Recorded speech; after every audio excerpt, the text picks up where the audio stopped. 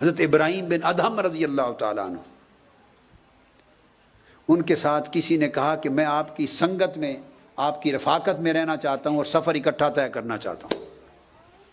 ٹھیک ہے، انہوں نے قبول کر لیا اسے اپنی سنگت اور رفاقت میں، تو دونوں رفیق ہو گئے، مصاحب ہو گئے، چل پڑے۔ رستے میں وہ شخص بیمار ہو گیا، وہ شخص بیمار ہو گیا۔ اب وہ بیان کرتے ہیں کہ وہ جو کچھ ان کے پاس تھا میرے علاج معالجے پر، میری خوراک پہ خرچ کر دی۔ میری طبیعت کچھ سنبھلی، بہت کمزور تھا، بہتر ہو گئی، تکلیف جاتی رہی، کمزوری تھی۔ میں نے کہا کہ کمزوری بہت ہے، اگر کچھ مجھے کھانے کی چیز اچھی، جیسے آپ گوشت اور یخنی ایسی چیز کمزور کو دیتے ہیں، کچھ ایسی چیز مل جائے تو تاکہ میرے اندر طاقت توانائی بھی کچھ آ جائے۔ انہوں نے کہا اچھا لا دیتا ہوں۔ حضرت ابراہیم بن ادہم نے کیا کیا، خاموشی سے، سفر کے لیے گدھا ساتھ تھا، جیسے خچر ہوتا ہے، گدھا ہوتا ہے، اس زمانے گدھے پر، خچروں پہ سفر کرتے تھے، اس کو جا کے بازار بیچ آئے۔ پیسے نہیں بچے تھے۔ یہ میں رفاقت کا حق بیان کر رہا ہوں۔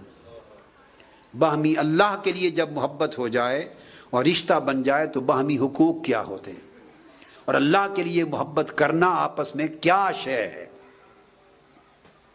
اور اللہ کے لیے ایک دوسرے سے تعلق، محبت، رفاقت، سنگت میں جڑ جانا کیا ہے۔ گدھا بیچ آئے اور اس کے پیسے سے وہ چیزیں خرید لائے جو اس کے لیے تقویت کا باعث بن سکتی، تو سارا کچھ اس کو کھلا پلا کے کچھ جان میں جان آتی۔ جب اٹھے چلنے لگے تو تھوڑی دیر گزر گئی، اس نے کہا سامان اٹھا لیا، اور گٹھڑیاں اٹھا لیں، تو پوچھا سواری کہاں ہے؟ اس نے پوچھا گدھا، تاکہ ہم بیٹھ کے چلیں۔ فرمایا وہ بیچ دیا میں نے۔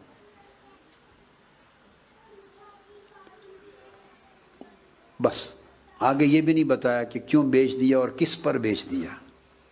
یہ حقوق میں سے، جس کے ساتھ بھلا کرو اس کو جتاؤ نہیں۔ بیچ دیا۔ میں نے پوچھا کہ اب ہم سفر کس پر کریں گے؟ انہوں نے کہا کوئی بات نہیں، میں توانا ہوں، میں آپ کو اپنے کندھوں پر اٹھا لوں گا۔ حضرت ابراہیم بن ادہم نے اس بیمار اپنے ساتھی کو اپنے کندھوں پہ اٹھا لیا۔ فرماتے ہیں اس رب کی عزت کی قسم جس کے قبضہ قدرت میں میری جان ہے، 3 دن کا سفر باقی تھا اور مجھ میں چلنے کی سکت نہیں تھی۔ حضرت ابراہیم بن ادہم کوئی پیر فقیر، کوئی اولیاء اللہ میں سے یا مشائخ میں سے نہیں ہے، شیخ نہیں ہے، ساتھی ہے، کہ رفیق ہے اس کا، ہم مصاحب ہے۔